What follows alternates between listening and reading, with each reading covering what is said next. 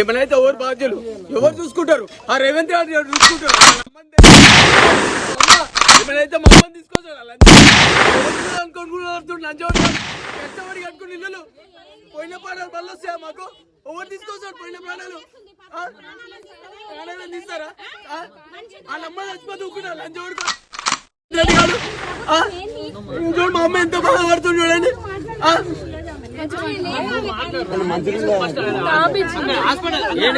50 రూపాయలు పెళ్లి చేసి కట్టుకుని ఇల్లు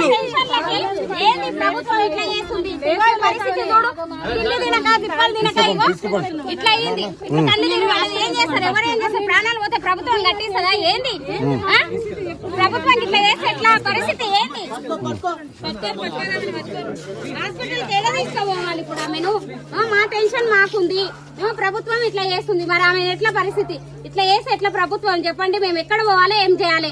రేపే కాల్ చేయమంటే ఎక్కడ పోవాలి? ఇండ్లు కూడా దొరకట్లేదు. మరి ప్రభుత్వం ఎక్కడన్నా ఆధారం చూపించాలి కదా. డబల్ బెడ్రూమ్ అంటావు, ఏమని కావాలి? మా ఇండ్లు మాకే కావాలి. ఏ డబల్ బెడ్రూమ్లు వద్దు. మా ప్రాణాలు మాకు ఉంచితే చాలు ప్రభుత్వం. మా ఇండ్లు మాకు ఉండాలంటే మా ఇండ్లు మాత్రం తీయొద్దు, కదలనియ్యం. మా ప్రాణాలు పోయినా సరే ఒక్కొక్కరు ఇట్లే అవుతారు.